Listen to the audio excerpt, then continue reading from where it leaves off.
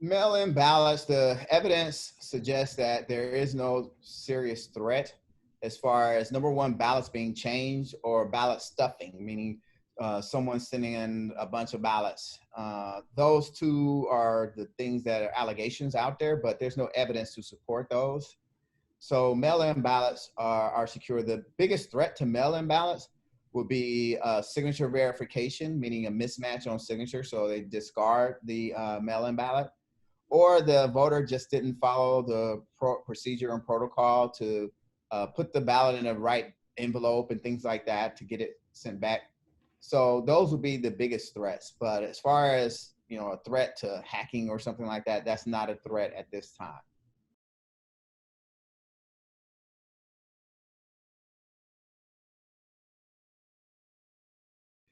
Well, I think the biggest advancement in technology and voting has been on the accessibility side.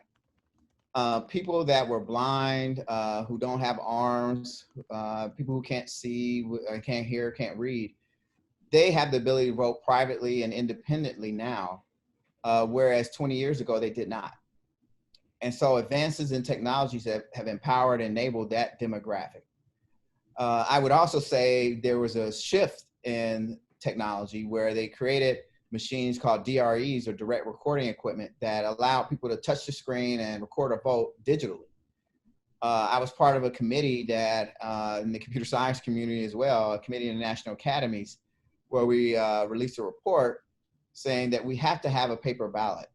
And we saw a shift towards hand marked paper ballots and or ballot marking devices, which are elections technology equipment that produces a paper ballot. So we made a shift towards technology and moving in another direction with technology that produces a paper ballot. So those will be the advances that we've seen.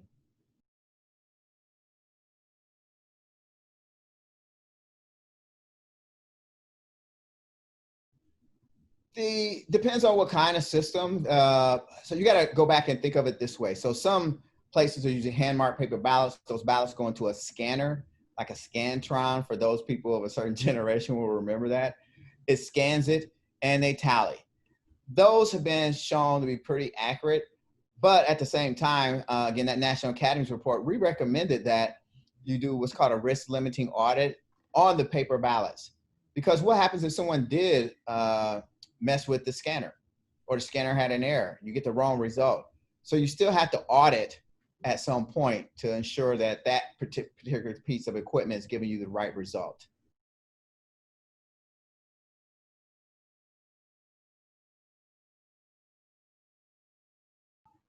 I don't think the public should be concerned about voter integrity with respect to people hacking votes or several people illegally voting, things like that. I don't see those as major threats.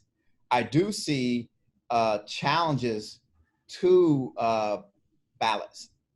So for example, in the mail-in voting area, there could be challenges to count certain ballots, and depending on when they arrived, how they were marked, and things like that. So those challenges to me are a bigger threat.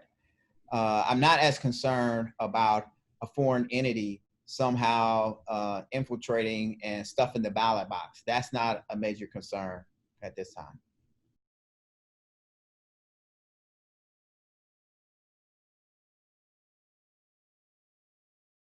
Uh, I wish. That's the $1 million question. I have no idea. And if anybody tells you they do, I have to disagree. No one knows. So what's going to happen is, all I can tell you is that don't expect results on election night. I think it's going to be a period of time to count the mail-in ballots, because many states can't start opening those until election day or the polls close.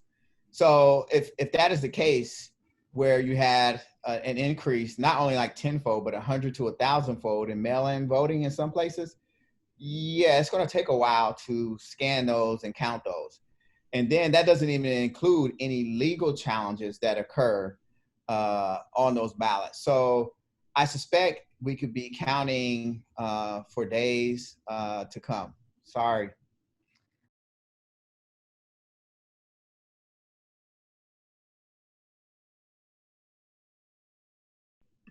There are a few things they could do. Number one, and we've seen these in other places of business, they could put labels down or tape to have places for people to stand that are 6 to 10 feet apart.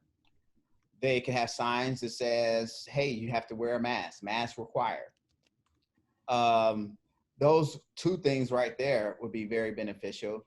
And somewhat of a selfish plug, they could use my inline ticketing system. They go to inlineticketing.com and they could use that ticket system to allow people to disperse out of the line and come back at a designated time.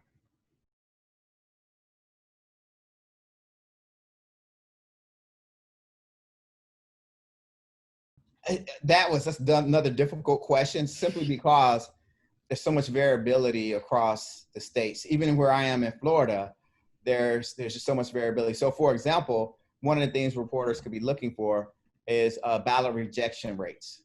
How many ballots are being rejected and why? So that's a big question for mail-in ballots. You could also look at legal challenges. Which party is challenging in what county and what ballots they're going after? Those are all questions I believe reporters could be asking and investigating. And then if there's going to be a recount or some kind of audit, is it going to be public? Can the public witness this audit or recount? And that should be, reporters should be in the room when that happens as well.